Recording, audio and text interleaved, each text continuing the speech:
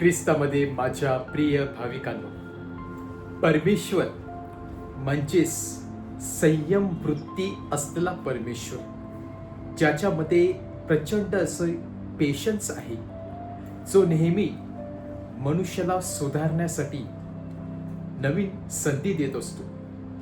ताबडतोब जजमेंट देत नाही, ताबडतोब ॲक्शन घेत नाही, तर भरपूर वेळ थांबत असतो. आणि जर मनुष्य स्वतःहून सुधारण्यासाठी प्रयत्न करतच नसेल, शेवटी परमेश्वराला कुठे ना कुठे इंटरफिअर म्हणजेच कुठे ना कुठे हस्तक्षेप करावा लागतो, काहीतरी स्ट्रिक्ट ॲक्शन घ्यावं लागतं. जेव्हा मुलगा किंवा मुलगी ऐकतच नाही, तेव्हा आई वडिलांना देखील काहीतरी ॲक्शन घ्यावं लागते.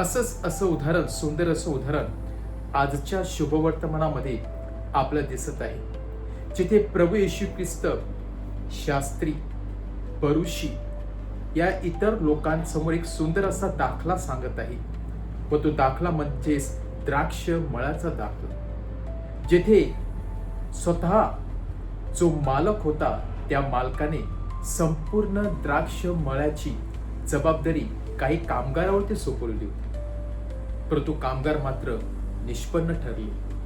ते खाऊन पिऊन झोपी गेले आणि द्राक्षमळाची त्यांनी वाट लावली.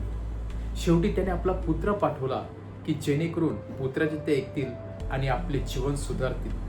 तरी सुद्धा त्यांनी पुत्राला देखील ठार मारले. आणि म्हणूनच परमेश्वर सांगत आहे, मी स्ट्रिक्ट ॲक्शन त्यांच्या विरुद्ध घेणार आहे. नक्कीच परमेश्वर दयाळू आहे, म्हणून परमेश्वराने त्यांना नवीन संध्या दिल्या.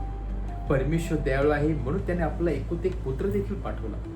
परमेश्वर दयाळू आहे, म्हणून तो इतका वेळ थांबला. परंतु त्या कठोर हृदयामुळे, त्या कामगारांच्या त्या वृत्तीमुळे परमेश्वराला हस्तक्षेप करावा लागला. आणि शेवटी परमेश्वर तो मळा दुसऱ्याच्या हातात सोपवून देत असतो. प्रत्येक दिवस हा परमेश्वराने आपल्यासाठी दिलेली एक नवीन सुवर्ण संधी असते. प्रत्येक क्षण परमेश्वराने आपल्यासाठी जीवनामध्ये बदल घडून आणण्यासाठी दिलेला एक सुंदर असा क्षण असतो.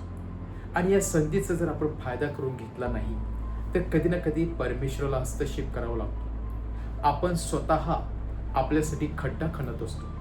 आणि म्हणूनच जेव्हा परमेश्वर नवीन दिवस पाहण्याची भाग्य किंवा नवीन दिवस पाहण्याची सुवर्ण संधी आपल्याला देत असतो, ते केवळ आपल्या कर्मामुळे नाही, तर परमेश्वर एक्स्ट्रा जनरस आहे, दयाळू आहे, म्हणून तो आपला नवीन संधी देत असतो, जेणेकरून हे 24 तास हा सुंदर दिवस आपल्या चांगल्या प्रकारे, योग्य प्रकारे घालवावा.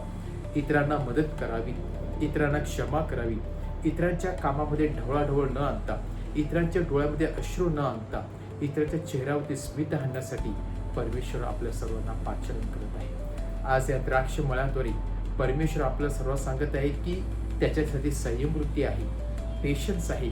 ती संयमवृत्ती आपण देखील जीवनामध्ये बाळगण्याचा प्रयत्न करूया.